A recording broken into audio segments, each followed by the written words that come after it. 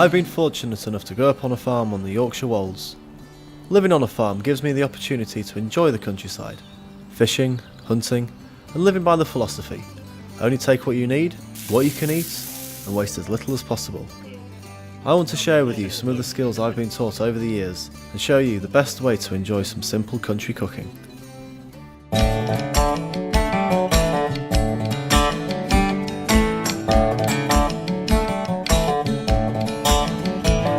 Today, I'm meeting up with our gamekeeper Bob to try his additional way of catching a hare in a long net. Morning, Bob. Morning, Patrick. Where's the best place to go then, do you reckon? We'll take a few baiters on the back road and we'll bring the field towards you. Bring it that way. And the weather's right, like, you know, I think we've got a bit of wind and they should come down towards the net all right, like. Let's give it a try then.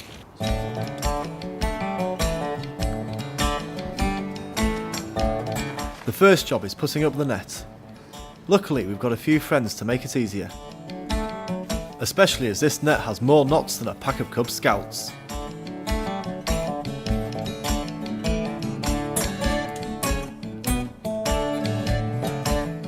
Then the net is pegged and tied at the top.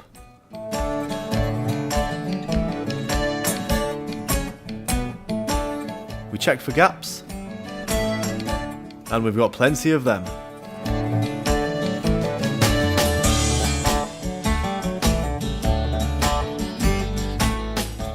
Some final adjustments and the net's ready.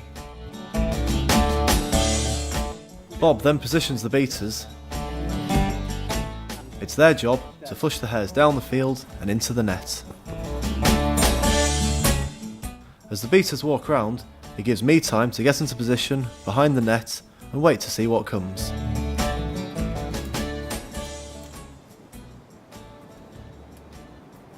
Here's one. Stay still. Well, at least we know there's something here. I've just seen one come straight down and it's just gone right that way, but still time. The lads have still got quite a long way to go, so at least we know there's one here anyway.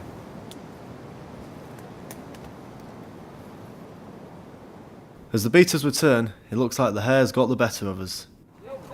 There's two. We saw one go out that way. Yeah. And probably about 5 minutes ago, there's one came straight down here, but he must have seen it all. We saw a few out there, didn't we? Yeah, no, we saw about half a dozen. But they're all going straight through the gaps in the hedge. I think the gravy's going to be water tonight. I think it is. The traditional method didn't work. Time to try a more modern approach. Me and Jess have headed over to the other side of the farm, where I've seen signs of hares recently. This is a track down here used by hares every single day. They'll come out of the woodland, into the field to feed, then go back in at night time. I've seen something that might be a hare. I'm just going to crawl down here, get to that little ridge, get to the top of there, and then should get a nice clean shot from there. Let's have a go at that.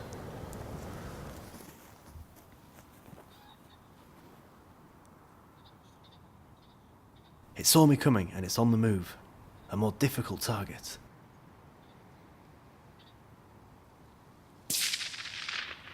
And I missed. Jess doesn't look impressed either. However, it's not long before we come across another one.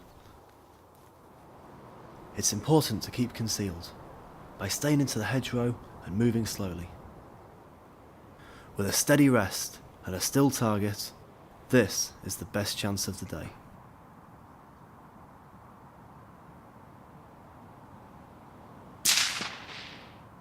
It was a clean kill, so the animal didn't suffer.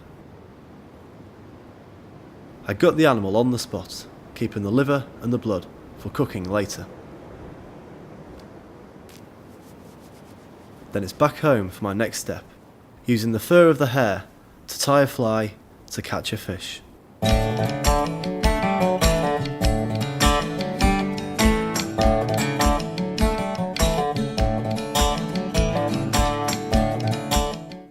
This fly starts with pheasant for the tail. Fur from the hare is wound on to create the body.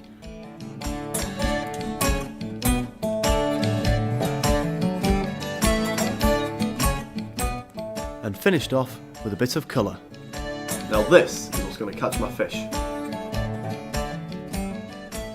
My old friend John knows the perfect place to try the fly.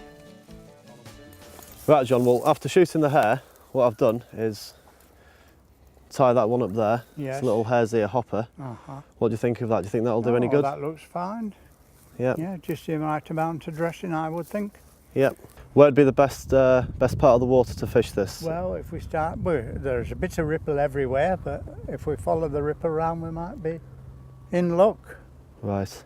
Very good. Right, we'll get tackled up and see what we can do. All right, we won't get them sitting here. We won't.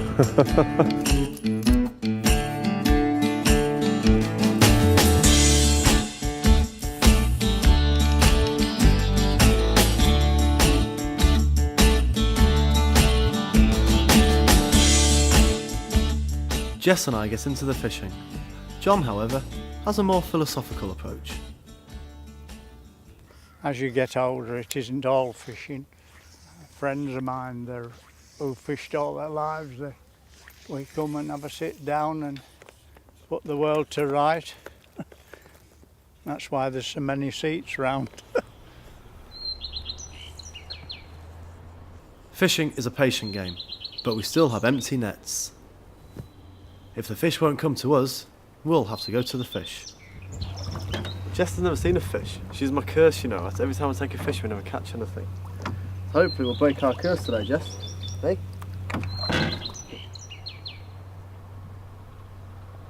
Right, we're finally into one. Went down and probably about 10-15 casts. Real gentle take, just as just bringing it out of the water. One has finally taken it. Now if I land this will be the first time I've ever outfished John. Let's get it to come up now just one more time, I think. Head up, out the water, bring it over the net. And she's in.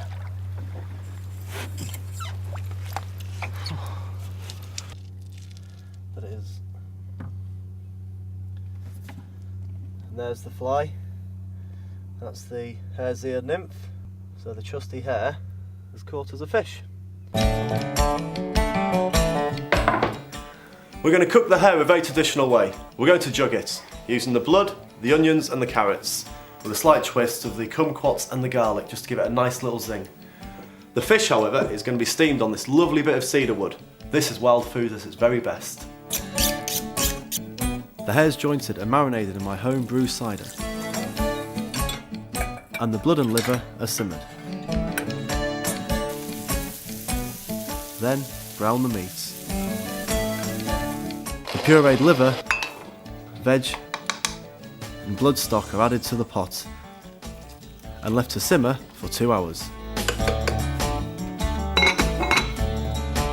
For the trout, cedar wood is soaked in water with the zest and juice of lemons and limes.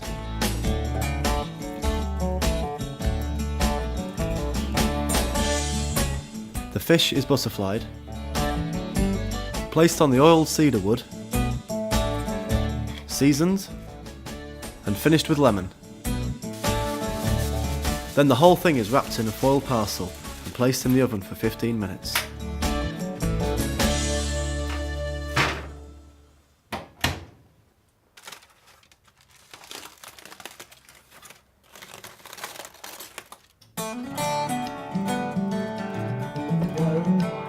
After being half steamed and half smoked in the cedar wood parcel, it has a delicate but woody flavour.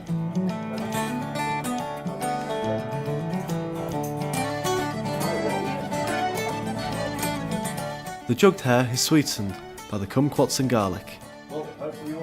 Perfect country food.